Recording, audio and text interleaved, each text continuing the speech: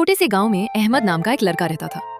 अहमद बहुत ज़हीन था, लेकिन कभी कभी छोटी छोटी बातों पर झूठ बोल देता था।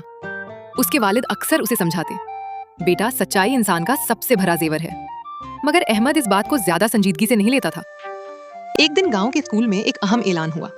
उस्ताद साहब ने कहा, कल सब बच्चे अपने अपने घरों से एक कीमती चीज लेकर आएंगे ताकि हम एक नुमाइश लगा सकें। अहमद बहुत खुश हुआ और उसने सोचा कि वो भी कोई खास चीज लेकर जाएगा। घर आकर उसने अपनी अम्मी से कहा, अम्मी मुझे कोई कीमती चीज दे ताकि मैं स्कूल ले जा सकूं। अम्मी ने मुस्कुराकर एक खूबसूरत घड़ी दी और कहा, ये तुम्हारे अब्बू की पसंदीदा घड़ी है, इसका ख्याल रखना। अगला दिन अहमद खुशी खुशी स्कूल गया, मगर खेलते खेलते उसकी घड़ी कहीं गुम हो गई। अहमद बहुत घबरा गया। उसे मालूम था कि ये घड़ी उसके वालिद के लिए बहुत खास है। उसके दिल में ख्याल आया कि वो झूठ बोल दे के किसी और बच्चे ने घड़ी चुरा ली है। जब वो घर पहुंचा तो उसके वालिद ने पूछा, बेटा नुमाइश कैसी रही? अहमद कुछ लम्हों के लिए खामोश रहा। उसके दिल में खौफ और सच्चाई की कश्मकश चल रही थी। आखिरकार उसे अपने वालिद की बात याद आई कि सच्चाई सबसे बड़ा जेवर है।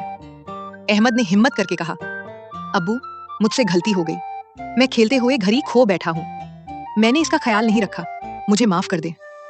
ये सुनकर उसके वालिद ने गुस्सा करने के बजाय उसे प्यार से गले लगा लिया और कहा, बेटा मुझे घड़ी के खोने का इतना दुख नहीं जितनी खुशी इस बात की है कि तुमने सच बोला। सच्चाई हमेशा इंसान को सर बुलंद करती है। ये बात अहमद के दिल में उतर गई। उस दिन के बाद उसने कभी झूठ ना बोलने का अहद किया। वो जान गया था कि सच बोलने में वक्ती मुश्किल हो सकती है, लेकिन आखिर में यही कामयाबी और सुकून का रास्ता है। सबक: सच्चाई इंसान को इज्जत देती है और झूठ वक्ती फायदा दे सकता है, मगर आखिरकार नुकसान का सबब बनता है। हमेशा सच बोलें और अपनी गलतियों को तस्लीम करने की हिम्मत रखें। जज़ाकल्लाह for watching. Please like and subscribe.